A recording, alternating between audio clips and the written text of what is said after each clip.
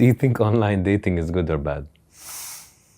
I mean, you can't deny how many people have are together now because that existed, right? There's something about there is something amazing about the fact that I could meet someone who goes to a different coffee shop than I do.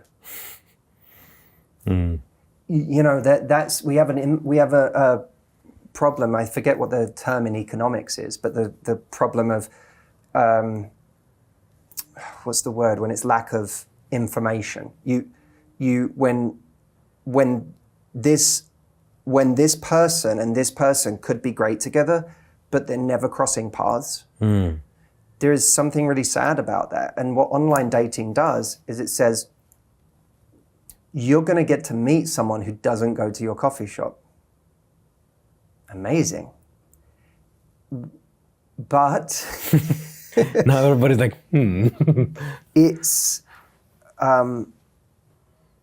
it's also a big problem in the same way that, you know, Instagram or TikTok or any of these things are a big problem for our ability to be present, to enjoy things, to focus on anything.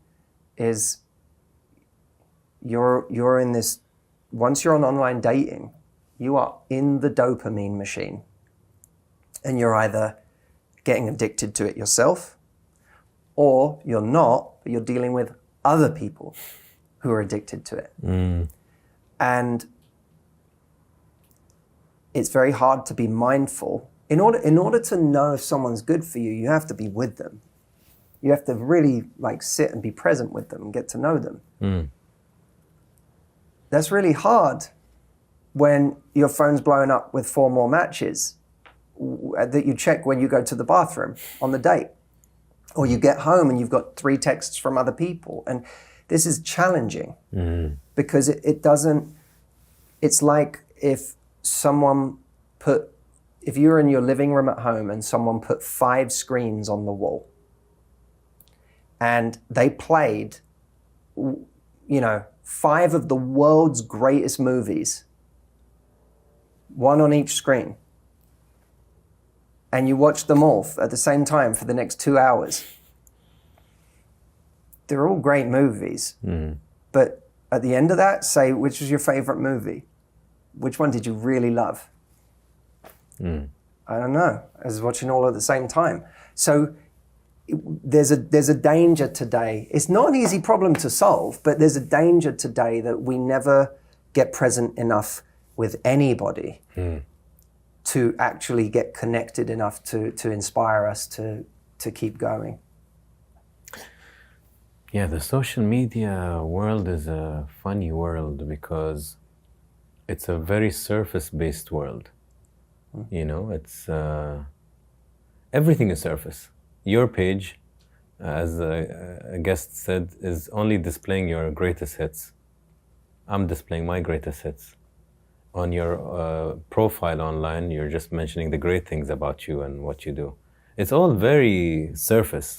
And it's not even your greatest hits. How come? It's what you think are your greatest hits. Like, I love this song. You think your great, yes, that is, you think your greatest hit is the car you drive? You think your greatest hit is the abs you've been working on for the last 6 months that you show in that shirtless pic? Like, those aren't your greatest hits. Whatever our ego says is the most impressive thing about me, that's what typically finds its way onto that page. But, you know, your partner, the person who loves you, the person who one day really is like deeply, deeply in love with you, you'll probably be surprised by what their favorite things about you are. It would be nice to know and ask. Then we should put those on our profile. You know, like we're not even when we think we're putting our greatest hits, we're not putting the things that people are really going to cherish about us. So it's a very, very 2-dimensional picture of us. Why do you think commitment has become such a big issue? Like nobody wants to commit, or a lot of people don't want to commit. Is it too many candy at the candy store? And I think we do have a problem of that just the endless sea of people that we think are available. It's not. It's more complicated than just people who have lots of options find it hard to commit. It's that even people who are struggling more still feel like there's, they go on a dating app and it still looks like a buffet, right? It still has this idea, this feeling of there's always someone who might be around the corner who's a bit better, who has a bit more of this or a bit less of that. And I mean, I think it would be remiss not to point out that there is the general standard that online pictures and profiles has set is bananas. Like, it's so unattainable, but it creates massive entitlement. So we go on a date wanting someone who looks like all these pictures of people we've seen. And then when an actual person shows up with imperfect complexion and, they don't look that way and everything doesn't have that soft filter on it. And we're like, I've seen what's out there. I've seen the standard that's out there. I feel like we're judging each other and ourselves by this crazy standard. And it does create a level of entitlement that has us like always looking over someone's shoulder. And it's tough. Real quick, before you go on with the interview, if there's a question right now that as you're watching this has come up for you and you really want it answered, I want you to go ask that question of Matthew AI. This is my clone that can literally answer your question using my brain, my content. It's at askmh.com. You can text it or you can call. If you call, you'll hear my voice speaking back to you. It's like having me as your one-on-one coach anytime you need. Askmh.com is the link. Go check it out, ask your question, and enjoy the rest of this interview. In your opinion, is there a right time to get married for both men and women in this modern age? Not our parents or grandparents' time. Look, I don't know that there is. I do think you have to be clear with yourself on what your goals are at some point. I mean, you don't have to be clear about it at 25, but I think at some point you need to be looking at what does a meaningful life look like to me? By the way, I don't have any agenda around people getting married or not. I think people can be together for the rest of their lives and not get married. Like it from my point of view, it doesn't matter. I certainly have felt a shift with marriage, but that's a personal thing to me. Like I was not someone who grew up thinking I can't wait to get married. I was not someone who in my 20s was like, I'm definitely going to get married.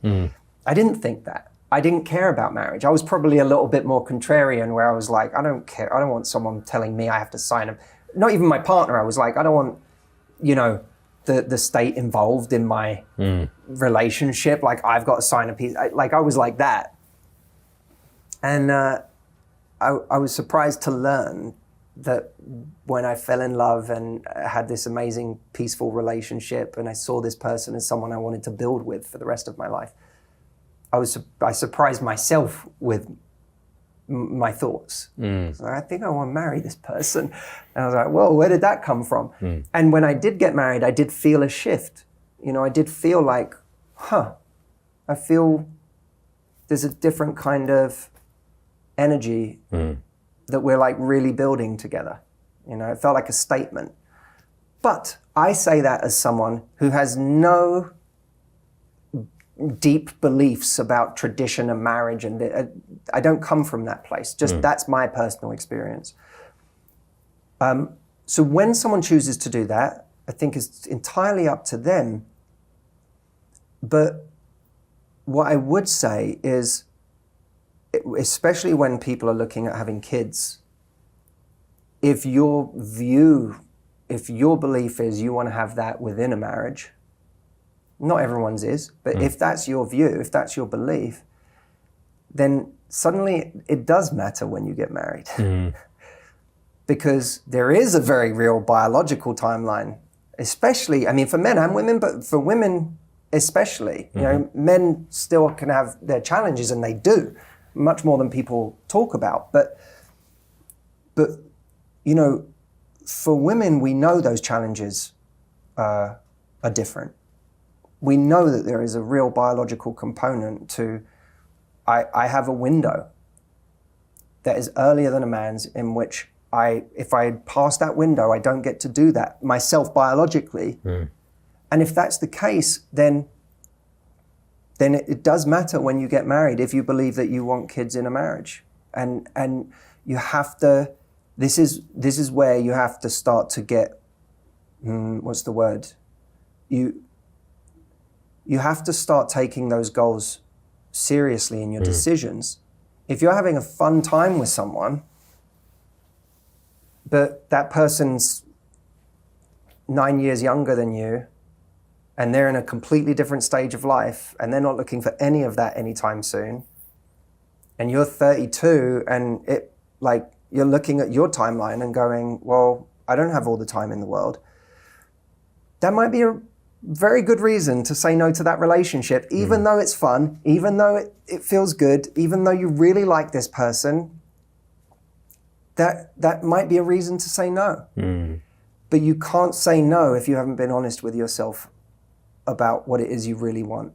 And there's a lot of people in their love lives who have not been honest with themselves about what they really want, because it scares them.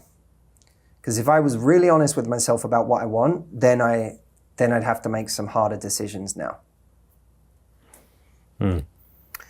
So I'm going to your books. You have 2 total?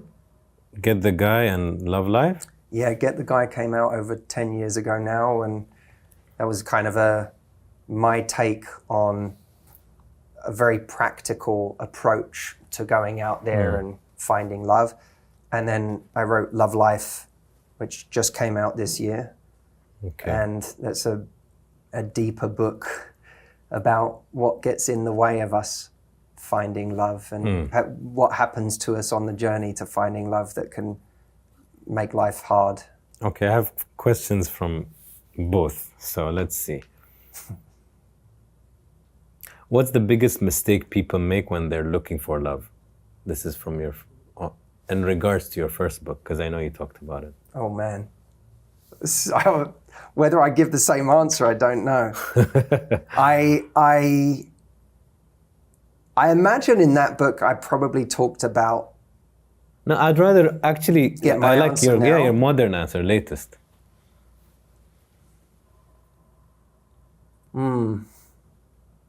What's the biggest mistake people make? Because people can be love desperate, and when you're love desperate, you're love drunk, you're intoxicated. You think everything is nice, or you cover the flags with flowers. Yeah. I think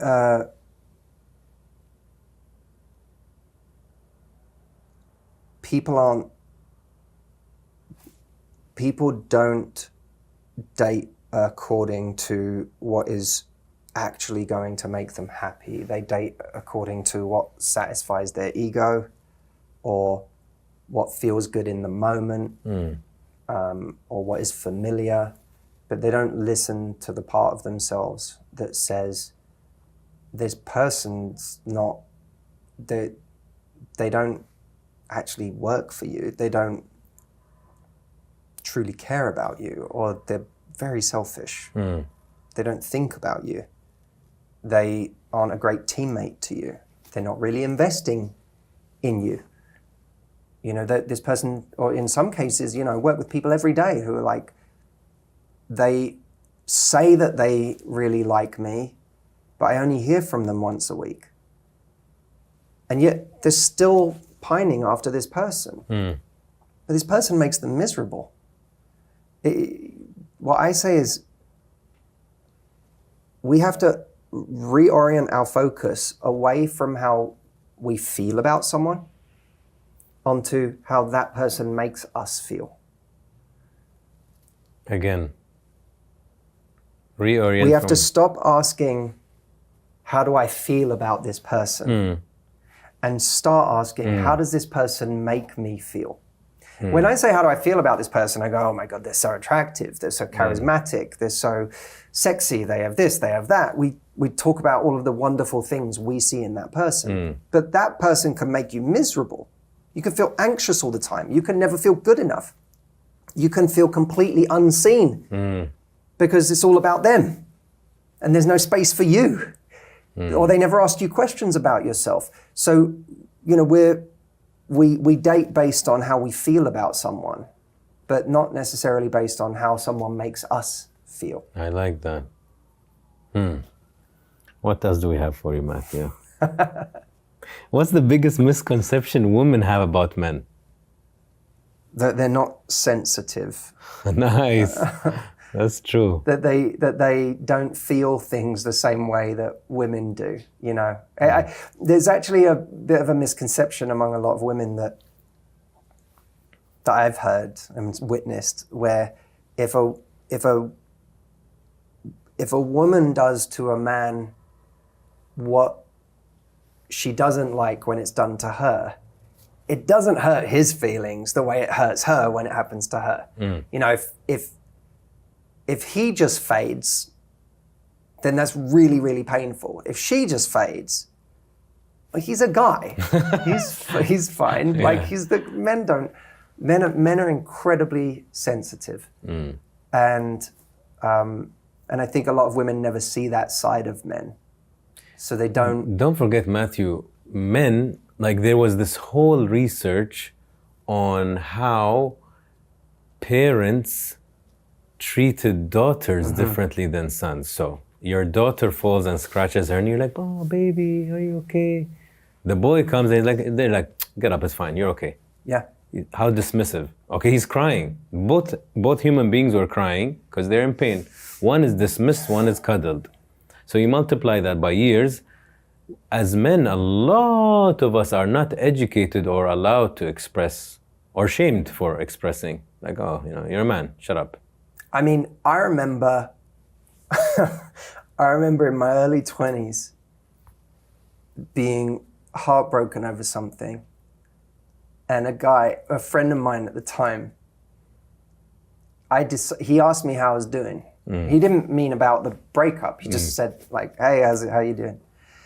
And I was like, I'm really, to be honest with you, I'm like struggling. You know, this ended and I feel rough and whatever. And he just goes, grow up, mate. Yeah, exactly. He didn't miss a beat. That was the first thing out of his mouth. That's him saying, I don't want to listen to your vulnerability at all. And I'm not comfortable with my own. Yeah. You know, it's what a lot of people forget is that some men are lucky enough to have very emotionally articulate male friends. And I have surrounded myself with men like that as an adult. I'm sure you have too. Like, I don't have friends who are not emotionally articulate. You know, maybe a couple, but not like people who I'm really close to. Yeah. A lot of men, maybe most men, don't have that. I agree. They don't have men that they can go to. So it's not just that they're not confessing their feelings or their vulnerabilities to women. They're not doing it anywhere. I don't think they even are familiar with that language. Yes. No, I don't think so. Thank you so much for watching the video as always. If you're finishing this video with more questions, which is often the case, you know, you may be thinking of a very specific scenario that you're in right now that you really feel like you want me to weigh in on. I have a way that you can do that right now, literally, where you can get my answer in the next 60 seconds. Go over to askmh.com because we have a brand new tool called Matthew AI where you can speak your question and you can take as long as you want and give as many details and as much context as you want, and you will hear my voice answering your question. It is extraordinary how sophisticated this is. It's trained on 17 years of my content. So you're not just getting any answer, you're getting my answer to your specific challenge.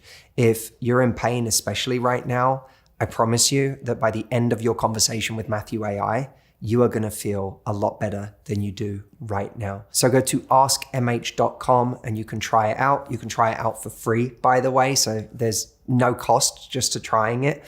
And let me know how you get on. I'll see you in the next video. Be well and love life.